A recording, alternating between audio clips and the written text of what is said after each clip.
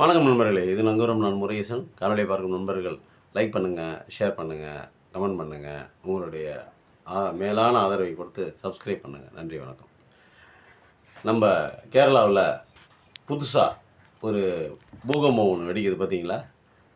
அதை நான் பூகம்பம் தான் சொல்லணும், வேறு ஒன்றும் இல்லை. பூகம்பம் அப்படின்னா பல மில்லியன் 100 ஆண்டுகளாக, பல 100 மில்லியன் எப்படி வேணாலும் சொல்லுங்கள், அப்படியே ஒரு ஆண்டுகளாக அது உள்ள அந்த பூமியிலிருந்து அப்படியே இது இப்போ இயற்கை பேரிடரானால அப்படியே உள்ளே அந்த மரங்கள் கிரங்கள் எல்லாம் ஒன்று மேலே ஒன்று உளுந்து அது பல ஆயிரம் அடிகளுக்கு கீழே போய் பூமியில் எல்லாம் மக்கி கறி துண்டுகளாகி அது ஒன்றோடு ஒன்று உரசி தீப்பிடித்து அது உள்ளேயே மண்ணுக்குள்ளேயே எரிச்சு பல ஆயிரம் அடிகளுக்குள்ளாரே எரிஞ்சு அதனுடைய வெப்பம் தாங்காமல் ஒரு நாள் இல்லை ஒரு நாள் வெடிக்கிறதுக்கு பெயர் தான் பூகம்பம். அப்படி தான் பூகம்பம் வெடிச்சிருக்குது. அப்படி தான் பூகம்பம் வெடிக்குது. பூகம்பத்துக்கான அந்த எக்ஸ்ப்ளனேஷன் அப்படி தான் சொல்லப்படுது. நம்ம யார் நேராக போய் பார்த்துருக்கோம் பூகம்பத்தை? அதே மாதிரி தான் அந்த கேரளாவில் ஒரு பூகம்பம் வெடிக்குதுன்னு சொல்கிறாங்க. நம்மளால் நேராக போய் பார்க்க முடியல. அது வருத்தமாக தான் இருக்குது. அந்த பூகம்பத்துக்கு வயசு கம்மி தான், 31 வயசு, 30 வயசு முடிஞ்சு 31 வயசு நடக்குதுன்னு நினைக்கிறேன். பூகம்பம் பல வாகில் வெடித்து சிதறுது. பார்க்குறவர்களை மிரள வைக்கிது, ஒடுக்கியவர்களை அஞ்ச வைக்கிறது, ஒடுங்கிய மக்கள் ஆனந்த கண்ணீரோடு அந்த பூகம்பத்தை வரவேற்கிறாங்க. ஒடுக்கியவர்கள் அஞ்சுறாங்க. என்னடா இப்படிலாம் பேசுகிறாங்களே, இப்படிலாம் பண்ணுதே, வெடித்து இந்த நெருப்பு குழம்பாக சிதறுது, நம்மளை பாதிச்சிருமோ, நமக்கு ஆப்பு வந்துடுமோ, நமக்கு எரிச்சல் வந்துடுமோ அப்படின்லாம் பயப்படுறாங்க. அதெல்லாம் ஒன்றும் வராதுங்க. அந்த பையன் சும்மா அந்த பையனை நீங்கள் எப்படி சொல்லுவாங்க அப்படின்னா, நம்மளுடைய எதிரிகள் தான் நம்மளை பிரபலப்படுத்துறது, விளம்பரப்படுத்துறது. தேவையில்லாமல் அவனை பற்றி பேசுவாங்க. அவங்களுக்குள்ள பயம், அந்த பயத்தினால என்ன பண்ணுவாங்க, தேவையில்லாமல் பேசி அந்த சின்ன வயசில் இருக்கிறவங்கள பிரபலப்படலாம். அவங்களுக்கு எதிரி யார், இப்போ நம்மளே இருக்கணும், நம்மளே பிரபலப்படுத்தி விட்ருவாங்க. அவனை பற்றி பேசி பிரபலப்படுத்தி. அதே மாதிரி தான் இந்த சின்ன பையனை, அந்த பையன் பாவம் ஒரு ஏழை குடிமகன். அந்த பையன் இலங்கையில் இருந்து, அந்த அவங்களுடைய அம்மா இலங்கைக்காரங்க. இலங்கையிலேருந்து தமிழ்நாட்டுக்கு பிழைக்க வந்தவங்க, அகதியாக வந்தவங்கன்னு நினைக்கிறேன். வந்தவங்க கேரளாக்கார ஒருத்தரை லவ் பண்ணி கல்யாணம் பண்ணி அங்கே போய் செட்டில் ஆகிட்டாங்க. அவர்களுக்கு பிறந்தவர் இந்த வேடன் அப்படிங்கிற பூகம்பம். அந்த பூகம்பம் அப்போ அந்த பூகம்பம் ஏன் வெடிக்குது அப்படின்னா, அவங்க அம்மா பட்ட கஷ்டங்கள், அவங்க அப்பா தாத்தா பாட்டி அவர்கள் அந்த ஊரில் பட்ட கஷ்டங்கள்,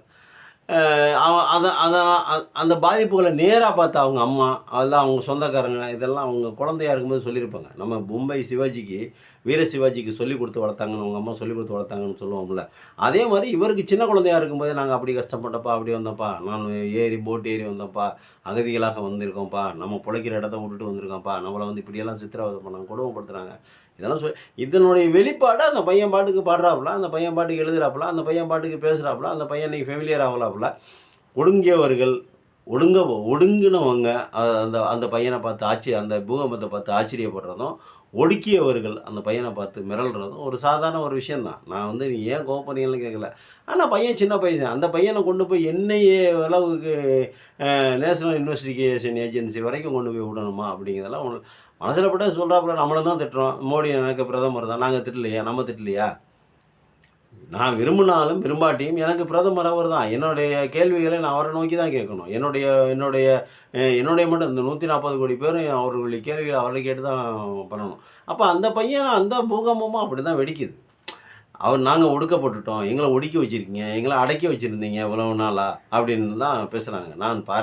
நான் பாணனும் அல்ல, பறையனும் அல்ல, புனையனும் இல்லை, நீ தம்புரானும் இல்லை, நீ தம்புரானாக இருந்தால் எனக்கு ஒரு மயிரும் இல்லை அப்படின்னு சொல்கிறாப்புல. அது சாதாரண ஒரு விஷயம் தானே. இதுக்கே எல்லாம் கொந்தளிக்கிறீங்க, கொதிப்படைகிறீங்க? குற்றம் உள்ள நெஞ்சு தான் குறுன்னு சொல்லுவாங்க. தப்பு பண்ணவன் தான் அதை பார்த்து பயப்படுவாங்க அப்படின்னாங்க. நீங்கள் என்ன தப்பு பண்ணீங்க? நீங்கள் என்ன குற்றம் செஞ்சீங்க சொல்லுங்கள் பார்ப்போம். ஏன் நீங்கள் அவரை பார்த்து பயப்படுறீங்க? எதுக்கு அவர் மேலே தேவையில்லாத இதெல்லாம் எதுக்கு பண்ணுறீங்க அவர் மேலே? அது ஒரு சின்ன பையன், ஒரு வாழணும், மேலே வரணும், வளரணும்னு ஆசையில் இந்த மாதிரி பாட்டு பாடிட்டு இருக்காப்புல.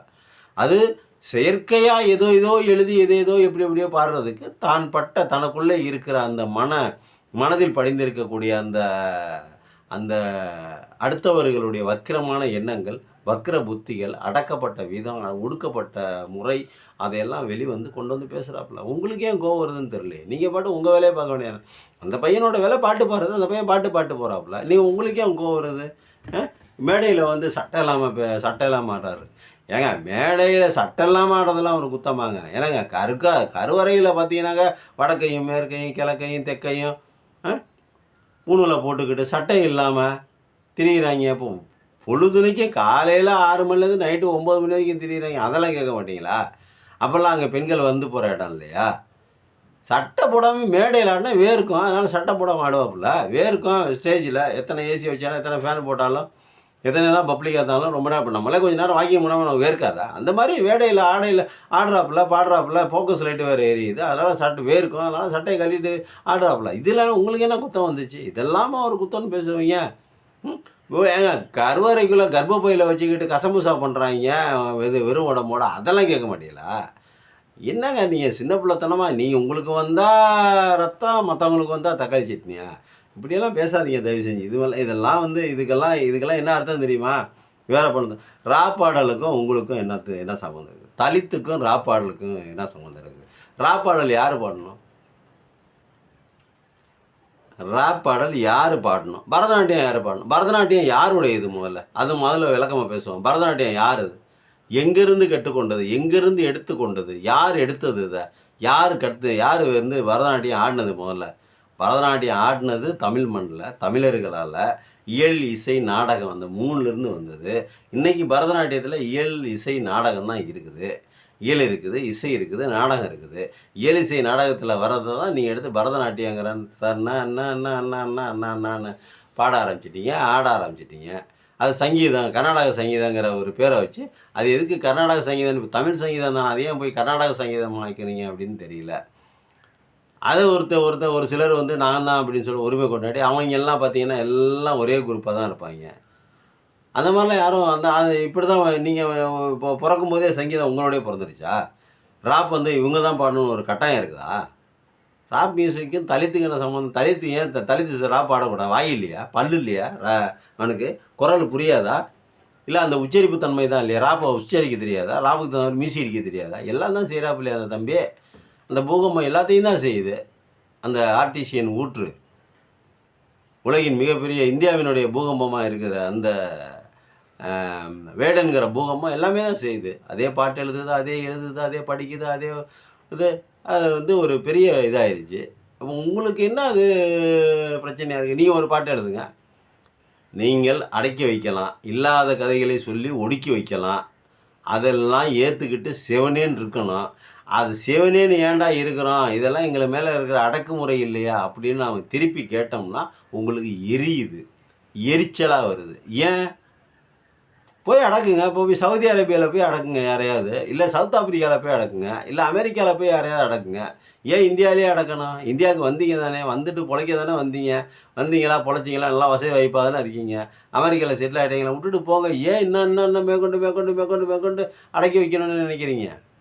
அந்த பையன் ஏதோ பொழுது போறதுக்கு, ஏதோ ஒரு பொழப்பு நடத்துறதுக்கு அந்த பையன் ஒரு பாட்டு பாடுறாப்புல. அந்த பாட்ட நீங்க போய் நோண்டிக்கிட்டு, என்னையே வரைக்கும் கொண்டு போய்க்கிட்டு, மோடி ஒரு கபடதாரின்னா, அப்புறம் மோடி திட்டாம என்ன பண்ண முடியும்?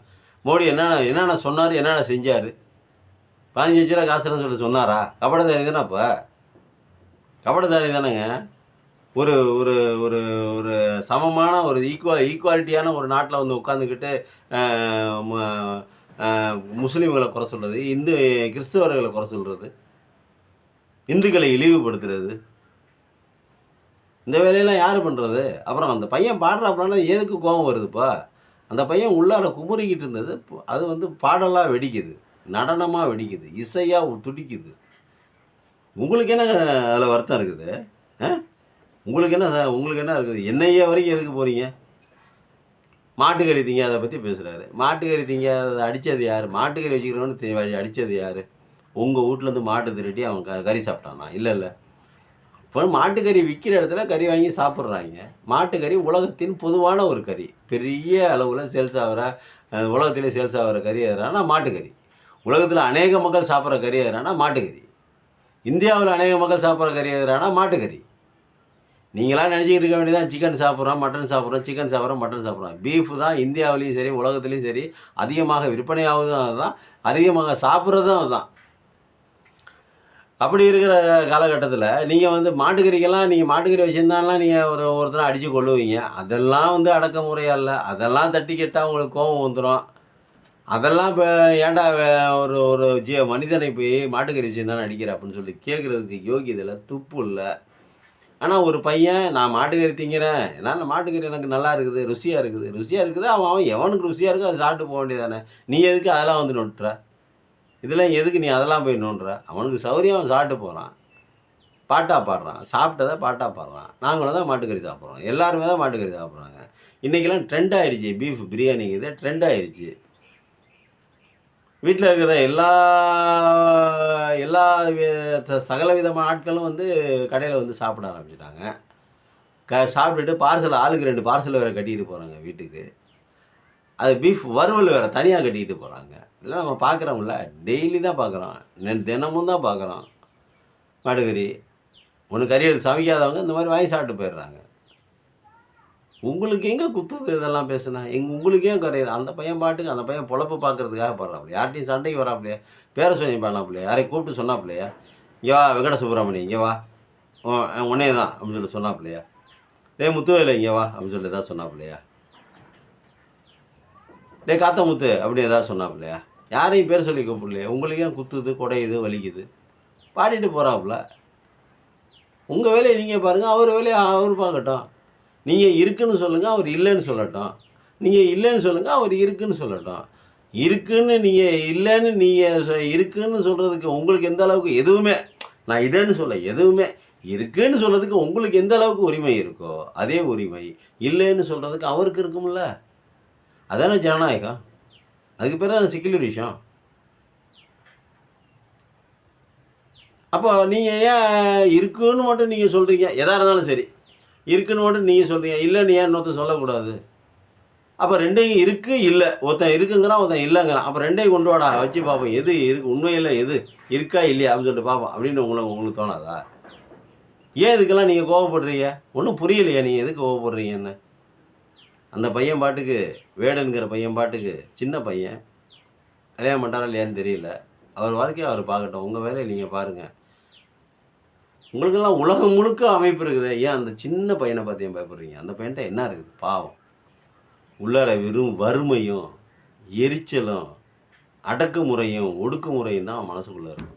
அதனால தான் அந்த பாட்டெல்லாம் வருது. அதனால அந்த பையன போயெல்லாம் நீங்க பெரிய ஆள் ஆக்கணும்னு நெனைக்காதீங்க. அந்த பையன் பாட்டு சாதாரணமா அந்த பையன் அவரு பொழப்பு, அவர் குடும்பம் இருக்கும். அவங்க அம்மா இருப்பாங்க, அப்பா இருப்பாங்க. அந்த பையன் குடும்ப பொழப்புக்காக பண்றாப்புல. நீங்க கவலைப்படாம உங்க வேலைய பாருங்க. அவர் அவர் வேலைய பார்க்கட்டும். நன்றி, வணக்கம்.